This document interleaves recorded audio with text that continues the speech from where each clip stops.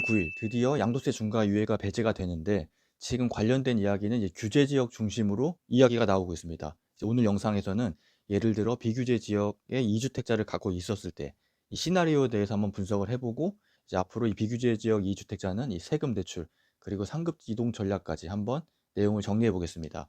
영상 시작 전 구독, 좋아요, 알림 설정 부탁드립니다.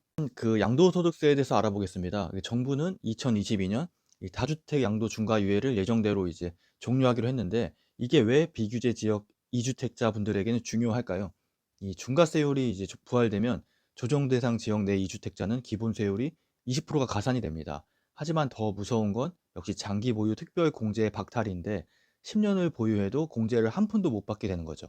반면 여러분이 가진 이 비규제 지역에 있다면 이 이야기는 완전히 달라집니다. 위에 표에 나오는 것처럼 똑같은 10억의 차익을 남겨도 어느 지역의 주택을 먼저 파느냐에 따라 세금 차이가 2억 4천만 원 이상이 납니다. 이 비규제 지역은 이번 대책에서도 세무적 안전지대로 남았는데 따라서 지금 2주택자 분들은 이 규제 지역 매물을 5월 9일 전까지 우선 정리할지 아니면 비규제 지역 매물을 장기 보유할지 결정하는 자산 슬림화 전략이 필수적입니다. 이번 212 대책의 꽃이라고 할 수 있는 내용입니다. 바로 실거주 의무 유예인데 원래 이 서울 전역 같은 토지 거래 허가 구역 내에서는 집을 사면 무조건 입주해서 2년을 살았어야 됩니다. 그래서 갭 투자가 완전히 봉쇄되어 있었는데 그런데 이번 정부가 한시적으로 빗장을 풀었습니다. 2026년 2월 12일 이후 계약부터는 매수하는 집에 그 세입자가 있다고 하면 그 임대차 계약이 끝날 때까지 최대 2년 동안 실거주 의무를 밀어주기로 했습니다. 이게 바로 비규제 지역 2주택자에게 어떤 기회가 될까요? 이 비규제 지역 주택을 처분하고 서울 상급지로 넘어가고 싶었지만 그 실거주 자금이 부족했던 분들, 이제는 전세 낀 매물을 미리 잡아줄 수 있게 된 겁니다.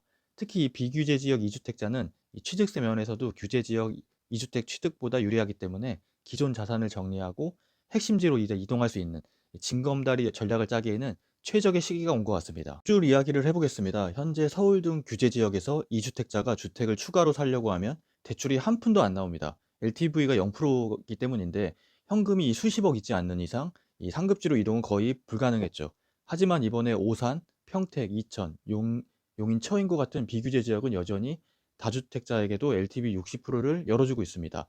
이 자산 가치가 높은 이 비규제 지역 자산을 담보로 유동성을 확보할 수 있다는 뜻입니다.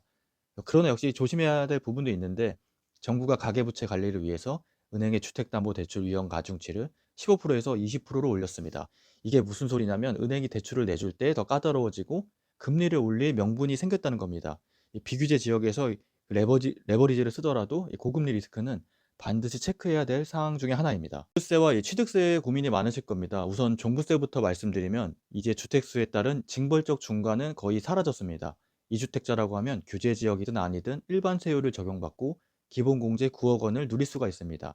또 가장 큰 결정적인 차이는 이 취득세에서 발생하는데 조정 대상 지역에서 두 번째 주택을 사면 취득세율이 8%지만 이제 비규제 지역은 1에서 3%입니다. 10억짜리 집을 사면 세금만 5천만 원 넘게 차이가 납니다. 취득 단계에서 이 정도 비용을 아낀다는 것은 수익률 면에서 엄청난 선취점을 얻고 들어가는 겁니다. 또한 이번 지방 미분양 주택을 취득할 경우에는 주택수에서 제외해주는 특례가 2026년 연말까지 연장됐습니다. 1주택 비과세 혜택을 지키면서 좋은 자리, 자산을 늘리고 싶은 분들은 이 제도를 적극 활용해 보시면 좋을 것 같습니다. 마지막으로 볼 것은 지역 호재입니다. 매년 선거 때마다 나오는 이야기지만 이번 212 대책 발표와 동시에 국회에서는 대전 충남 행정통합특별법이 가동됐습니다. 4년간 20조 원이 투입되는 거대 메가시티가 탄생하는 거죠. 이 비규제 지역 2주택자라고 하시면 단순한 규제 회피를 넘어서 동시에 이제 대형 일자리와 이 교통망이 확충되는 거점 지역으로 자산을 한번 검토하시는 것도 좋을 것 같습니다.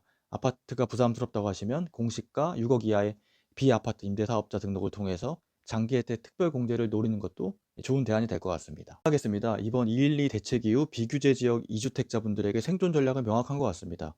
일부 자산 슬림화, 그리고 두 번째는 상급지 이동, 세 번째는 이 가치 투자, 이 세 가지 키포인트를 가지고 이번 골든타임에 잘 이용하시면 좋을 것 같습니다. 오늘 내용이 조금이라도 도움되셨다면 구독, 좋아요 부탁드리고요. 이번 세법이나 정책이 워낙 복잡하기 때문에 구체적인 사항들은 이제 전문가와 상의하시면서 진행하시면 좋을 것 같습니다. 영상 끝까지 시청해 주셔서 감사합니다.